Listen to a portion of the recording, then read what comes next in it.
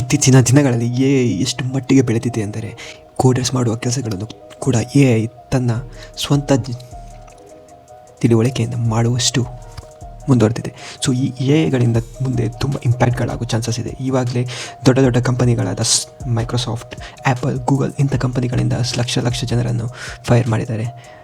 ಅಂದರೆ ಅವರಿಗೆ information notice ಕೊಡ್ತಿದೆ, ಸಡನ್ನಾಗಿ ಕೆಲಸದಿಂದ ತೆಗೆದುಹಾಕಿದ್ದಾರೆ. ಇದಕ್ಕೆಲ್ಲ ಮುಖ್ಯ ಕಾರಣ AI ಮತ್ತು ಮಿಷಿನ್ ಲರ್ನಿಂಗ್. ಸೊ AI ಅಂದರೆ ನಾವು ಮಿಷಿನ್ಗಳಿಗೆ ಅವರಿಗೆ ನಾಲೆಜ್ ಕಳಿಸಿ ಆಲ್ಗೊರಿಥಮ್ ಮೂಲಕ ಅವ್ರನ್ನ ಇಂಟೆಲಿಜೆನ್ಸ್ ಮಾಡಿ ಮನುಷ್ಯರು ಮಾಡುವ ಕೆಲಸವನ್ನು ಸುಲಭಗೊಳಿಸುವ ಒಂದು ತಂತ್ರಜ್ಞಾನ. ಸೊ 5G ಮತ್ತು 6G ತಂತ್ರಜ್ಞಾನಗಳು, ಸೊ ವೇಗದಂಥ ಇಂಟರ್ನೆಟ್, ಸ್ಮಾರ್ಟ್ ಸಿಟಿ ಮತ್ತು IoT ಬೆಂಬಲ, ಡ್ರೋನ್ ತಂತ್ರಜ್ಞಾನ. ಇವಾಗಲೇ ನೀವು ನೋಡ್ಬೋದು, ತುಂಬ ಜನ ಜಸ್ಟ್ ಕ್ಯಾಮರಾ ಫೋಟೋಗ್ರಫಿಗೆ, ವಿಡಿಯೋಗ್ರಫಿಗೆ ಡ್ರೋನ್ ಯೂಸ್ ಮಾಡ್ತಾಯಿದ್ದಾರೆ. ಬಟ್ ಮುಂದಿನ ಕಾಲದಲ್ಲಿ ಅಂದರೆ ಮುಂದಿನ ಬರೋ ದಿನಗಳಲ್ಲಿ ನೀವು ಎಲ್ಲ ಕಡೆ ಡ್ರೋನ್ಗಳನ್ನು ನೋಡ್ಬೋದು. ಡ್ರೋನ್ ಡೆಲಿವರಿ ಅಲ್ಲದೆ ನೀವು ಸಹ ಡ್ರೋನ್ ಮುಖಾಂತರ ಒಂದು ಜಾಗದಿಂದ ಇನ್ನೊಂದು ಜಾಗಕ್ಕೆ ಹೋಗ್ಬೋದು. ತಂತ್ರಜ್ಞಾನ ತುಂಬ ಮುಂದುವರಿಯುತ್ತದೆ. ಅದೇ ರೀತಿ ತಂತ್ರಜ್ಞಾನ ಎಷ್ಟು ಮುಂದುವರಿಯುತ್ತದೆ ಅಷ್ಟೇ ಎಲ್ಲರಿಗೂ ಇಂಪ್ಯಾಕ್ಟ್ಸ್ ಆಗ್ತಾನೆ ಬರ್ತಾಯಿದೆ.